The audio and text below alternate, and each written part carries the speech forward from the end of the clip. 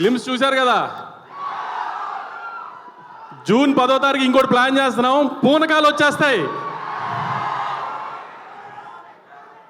Sir నేను ఇండస్ట్రీకి వచ్చి 10 ఏళ్ళు అయింది సార్. నాకు రామారావు గారు నా లైఫ్లో ఎంత ఇంపార్టెంట్ అంటే, సితార్ ఎంటర్టైన్మెంట్స్ అని బ్యానర్ పడినప్పుడు రామారావు గారు శంఖం ఊతితేనే బ్యానర్ పడుతుంది సార్.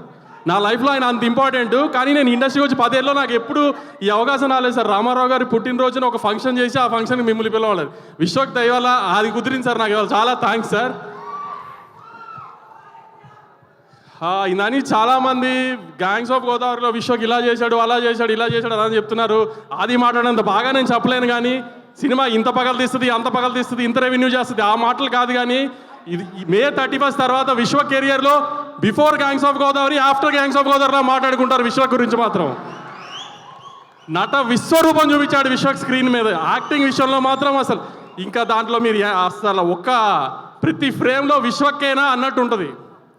అలానే మా డైరెక్టర్ కృష్ణ చైతన్య కూడా చాలామంది షాక్ అయ్యేటట్టు తీశాడు సినిమా. ఇది నిజంగానే కృష్ణ చైతన్యనే తీశాడా నాకే అనిపించింది.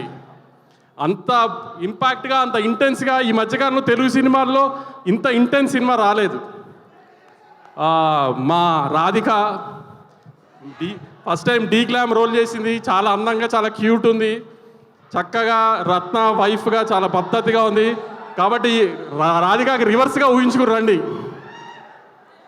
అంజలి గారు ఫస్ట్ టైం మీతో పనిచేస్తామండి. కానీ స్క్రీన్ మీద మీరు కనబడగానే స్క్రీన్ అలా లిటప్ అయిపోయిందండి. ప్రతి చోట మీరు కనబడినప్పుడల్లా అది మాత్రం మీరు స్క్రీన్ తినేశారు అసలు. యువన్ శంకర్ రాజా ఆర్ఆర్ నిన్నే ఫైనల్ చేశాడు. నిన్నే చూసాము చెన్నైలో. ఇరగ తీసేశాడు ఆర్ఆర్. మీకు ఈ ట్రైలర్లో కనిపించిన ఆర్ఆర్ జస్ట్ 10%. సినిమాలో ఆర్ఆర్ నెక్స్ట్ అసలు ఇరగ తీసేశాడు. ఈ మధ్యకాలంలో మీరు వినుంటారు తెలుగు స్క్రీన్ మీద అంత మంచిగా ఆర్ఆర్ చేశాడు. సినిమా పెద్ద హిట్ అవుతుంది, ఈ హిట్ అవుతుంది, ఆ హిట్ అవుతుందని చెప్పను. కానీ చాలా మంచి అటెంప్ట్ చేశాము. విశ్వక్ చాలా బాగా యాక్ట్ చేశాడు. చైతన్య చాలా బాగా తీశాడు. చాలా కష్టపడి సంవత్సరం సినిమా తీసాం. బాలయ్య బాబు గారు వచ్చి మమ్మల్ని ఆదరించారు ఈ సినిమాకి. అలానే ప్రేక్షకులు కూడా May 31ని ఆదరిస్తారని కోరుకుంటూ జై ఎన్టీఆర్.